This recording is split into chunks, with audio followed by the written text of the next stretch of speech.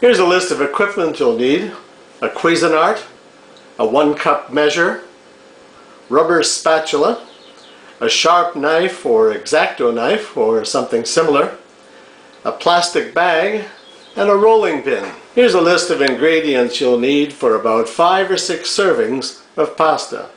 2 cups of all-purpose flour, 3 eggs, 3 tablespoons of water, 1 tablespoon of olive oil or vegetable oil, and 1 teaspoon of sea salt. Let's get started. Add all the ingredients to the Cuisinart and run for about 30 seconds.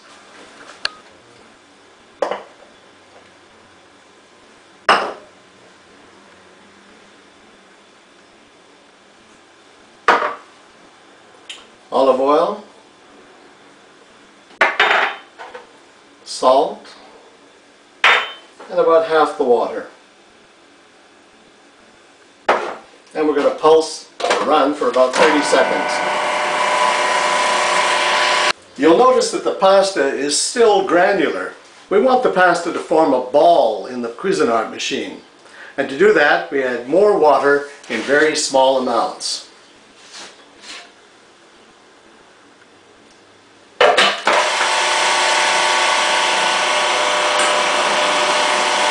And you'll notice it's starting to move and forming a ball. A little more water to it, and it actually breaks up into a small ball. Keep it going.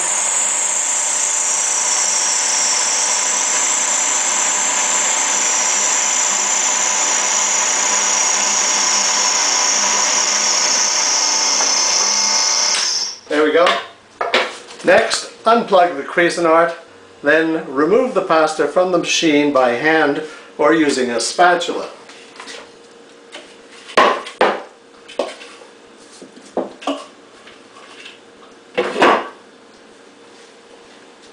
And now we just want to form this into a ball. It should be a little bit sticky, but not too sticky. Form into a ball and then simply place the ball inside a plastic bag like so, and leave it on the counter for about 15 to 20 minutes. Next, we're going to remove the dough from the plastic bag, cut the ball in half, and now we're going to flour the surface here and begin the process of rolling out the dough. Now we want to keep rolling out the dough until it's very thin. Very thin means about a 1/16 in thickness. That's about the thickness of 5 sheets of copy paper. So just keep at it until you get that thickness. So I've been working on this for about 3 or 4 minutes, and you can see it's very thin. I've kept the surface here well floured. Also the pasta well floured to prevent it from sticking. And again, it's very thin, and that's really important, otherwise you get a very chewy pasta. So the next step is to allow this to dry a little bit. It's a bit moist, and I want to get it a little bit drier so that I can cut it into strips easily. And I usually place this over the back of a wooden chair and let it hang there for about 10 or 15 minutes until it dries a little bit. Oh, this is how we lay it over the back of the chair. Nice and simple. It'll take about 10 or 15 minutes for this to dry up enough. Now I've removed the pasta from the back of the chair, and you can see it's dried quite a bit. It feels kind of leathery, and it's still nice and thin, although it's expanded a little bit. So what I'm going to do is simply cut it in half so it's easy to manage it.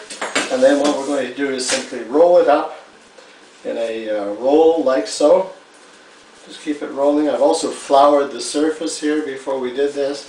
And then we'll start cutting it off into small strips like so. And that's what the pasta strips look like. You want to do this fairly fast and also unwind them like that so that before they start to stick together. There's other ways you can do this as well. You can actually slice them with a Now you can continue to cut it up in this fashion as we've just been doing, or alternately you can lay it out in a long strip like so, and simply take a sharp knife, in this case I'm using a kind of a scalpel here, and simply slice down. I prefer actually this way because it gives you very irregular shapes, and it's kind of fun, a more fun way to do it. I like doing it this way better. And cut it up like so into strips.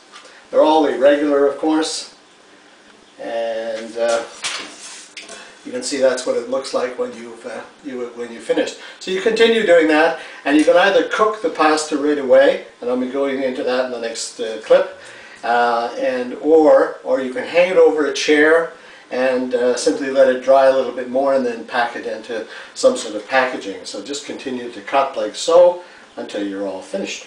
There you go. Lots of fun. Kids love doing this. I guess you get the whole family involved in this when we're at home. There we go. Now when you're cooking pasta, you want to have a big pot of water. Nothing small about this. Rolling boil.